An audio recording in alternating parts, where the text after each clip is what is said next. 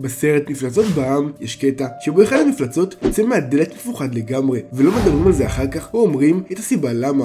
אבל אם נשים את הקטע שבו הוא סוגר את הדלת על הילוך איטי, נוכל לראות בו קטנה קצת מהחדר של אותו הילד שהפחיד את המפלצת. ואם תסתכלו טוב תוכלו לראות את הפוסטר הזה על הקיר. למעשה הפוסטר הזה, אם הוא מוכר לכם, הופיע בסרט פיקסאר אחר, בסרט צעצועות של סיפור אחד. כן, בסרט הזה יש את הדמות של הילד המרושע סיד, אותו ילד רע שמתעלל בצעצועים. העניין הוא שבחדר שלו יש את אותו הפוסטר בדיוק, מה שאומר שהחדר שאותה המפלצת נכנסה אליו הוא החדר של סיד מצעצועות של סיפור. האם הסרטים מקושרים? אז למעשה יש מספר סרטים של דיסני ופיקסאר שמקושרים למפלצות בעם, וזה בדיוק מה שנעשה היום. מה קורה גובלינים? וטוב שחזרתם לערוץ שלנו. גובלינג כאן עומר, והיום אנחנו בתיאוריות הכי מטורפות של פיקסאר בסרט מפלצות בעם. בואו נתחיל. המפלצת הסודית. בסרט דיסני פיקסאר נוסף שנקרא הכל בראש, אנחנו מגלים על דמות שנקראת בינג בונג. לפי התיאוריה הזו, בינג בונג הוא למעשה מפלצת מהסרט מפלצות בעם. בסרט הכל בראש, הילדה ריילי זוכרת את בינג בונג כאחד שתמיד גרם לה לצחוק כשהייתה קטנה, ובסוף הסרט מפלצות בעם, המפלצות גילו שבעצם עדיף להם להצחיק ילדים מאשר להפחיד אותם, כי צחוק הוא מקור אנרגיה יותר טוב מאשר צרחות, מה שאומר שהגיוני מאוד שבינג בונג מהכל בראש הוא בעצם מפלצת הילדות של ריילי, לאחר שהמפלצות גילו שעדיף להם להצחיק ילדים. כשריילי מתבגרת, היא זוכרת את בינג בונג כחבר הדמיוני שלה. מן הסתם היא לא חושבת שהוא קיים.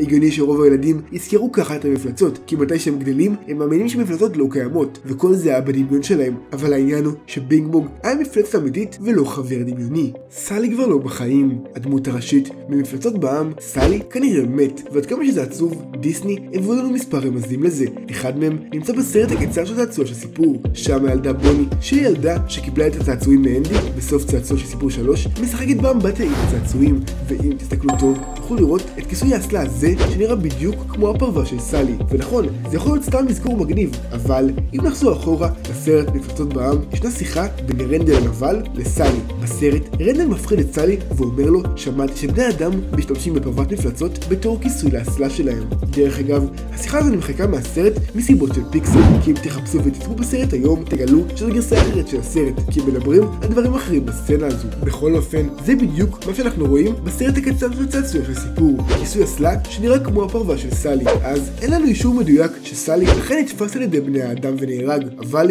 יש פה יותר מדי צירופי מקרים. עכשיו אנחנו מבינים למה המפלצות פחדו כל כך מבני האדם. הילד שפגש את המפלצות. האמת שהתיאוריה הזו היא באמת הסיבה למה המפלצות מפחדות מבני האדם.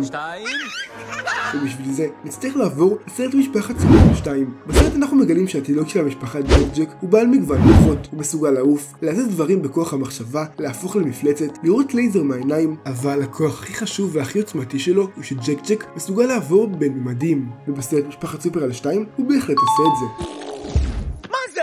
ג'ק ג'ק באמצע הסרט מגיע לממד מסוים ואז חוזר, אבל לאן הוא הלך ומה קרה שם בדיוק? אז התיאוריה מציעה שג'ק ג'ק הגיע לממד של מפלצות בעם. אחרי הכל, אנחנו לא מגלים בסרט למה המפלצות כל כך פוחדות מילדים.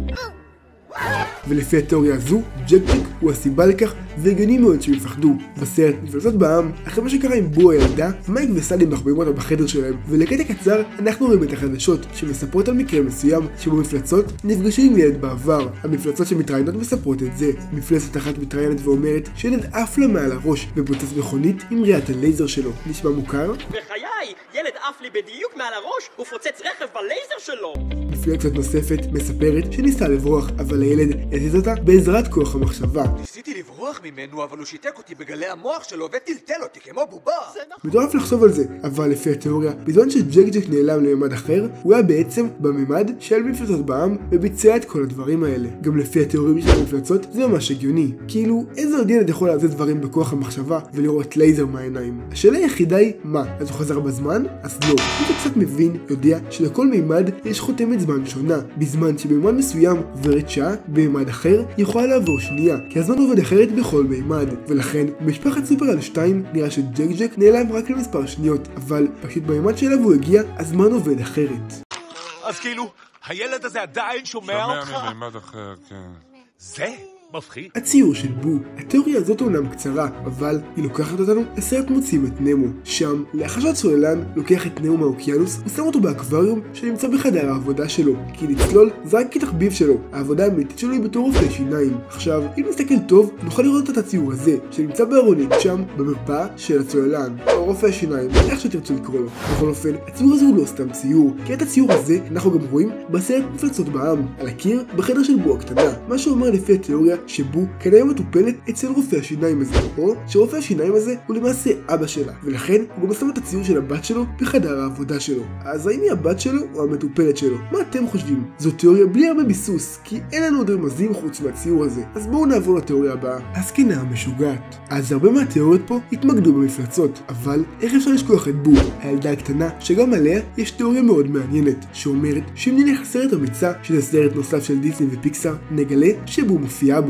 בו היא המכשפה מהסרט אמיצה. בואו נסביר. לפי התיאוריה, הילדה הקטנה בו גדלה ונהפכה למכשפה. אחרי הכל, כשסלי ממפלצות בעם החזיר את בו הילדה הקטנה לחדר שלה, הם לא התראו מעולם, ובו בעצם גדלה עם זיכרון מעורפל של חיה ענקית עם שערות שאותה היא הכי אהבה. תזכרו את הקטע של חיה ענקית עם מלא שערות. בכל אופן, בו הבטיחה לעצמה שהיא וסלי עוד ייפגשו, ולכן היא משקיעה את חייה כדי למצוא את סלי. לפי התיאוריה, בו מתבגרת ומתחילה להיזכר בדלתות הקסומות, אותן דלתות מהסרט מפלצות בעם, שמעבירות אותך זמנים או ממדים. בכל אופן, בו מצליחה להגיע לדלת כזאת, והדלת מעבירות על זמן או למימד של הסרט אמיצה, ושם בו לתקיעה, כי היא לא מצליחה למצוא דלת נוספת שתחזיר אותה למקום אחר, ולכן היא מנסה ליצור אחת. עובר הזמן ובו מזדקנת וגדלה במימד של האמיצה. בינתיים היא לומדת קצת על כוח הקסם, שעליו אנחנו לומדים טיפה בסרט אמיצה. בכל אופן, בו לומדת את הקסם ונהפכת למכשפה, ששולטת יחסית ויודעת איך הקסם עובד. ועכשיו, שהיא סוף סוף שולטת בקסם, היא מנסה למצוא דרך חזרה למימד שלה. עכשיו, היא יודעת קסם, אבל היא צריכה לבנות דלת, ולכן היא לומדת להתעסק שם עם עצים, כי אחרי הכל דלתות עשויות מעץ, ובו ניסתה ליצור דלת מעבר, כמו הדלתות שהיא זכרה מהילדות שלה עם סלי ומייק. בסרט אמיצה, אנחנו גם רואים את המכשפה יוצאת מדלת של חדר מסוים, עושה קסם, ונכנסת מאותו הדלת לחדר אחר, מה שאומר שהיא כן הצליחה ליצור דלתות כאלה, אבל שוב, כנראה לא למרחק מספיק גדול שיעביר אותה מימד, ולכן לצערה, בו בעצם מזדקנת ונשארת במימד של האמיצה. היא מזדקנת להיות המכשפה שאנחנו מכירים בסרט, מכשפה שלמדה קסם ומתעסקת בעץ. ואם כל זה עדיין לא שכנע אתכם, בבית של המכשפה יש מאות עיצובי עץ וגילופים של דובים, שזו חיה שיכולה מאוד להזכיר לה את סלי. כי אם אתם זוכרים, בו הקטנה זכרה את סלי כחיה ענקית עם מלא שערות. בכל אופן, מלבד כל הדברי דובים שיש לה שמה, יש לה גם שם ציור מגולף של סלי שהיא עשתה. כן, זה אשכרה סלי. למה שהמכשפה תדע או אפילו תכיר מי זה? אלא אם כן זה בו, הילדה הקטנה שהקדישה את כל חייה לחזור ליצור שהיא כל כך אהבה. אז וואו, הגעתם עד לפה? תגיבו אשטג דיסני או אשטג פיקסאר, מה שתרצו, לסמן לכולכם לב. נשמח לשמוע גם מה דעתכם על התיאוריות האלה, מה התיאוריה שהכי אהבתם מכל מה שהצגנו כאן. נזכיר שיש לנו גם עמודי אינסטגרם וטיקטוק, ואם עדיין לא עקבתם, נשמח שתעקבו, קישורים בתיאור הסרטון למטה. אז בסדר גובלינים, אני הייתי אומר וזה הסרטון של היום, מקווה שנהנתם. תכתבו בתגובות למטה מה חשבתם על הסרטון הזה, והאם הייתם רוצים לראות עוד סרטונים דומים, וכמובן, אם אהבתם תעשו לייק, ואם ממש אהבתם תעשו סאב, ואם אתם רוצים להתעדכן על כל סרטון שעולה בערוץ, פשוט לחצו על הפעמון, ואנחנו נתראה בסרטון הבא.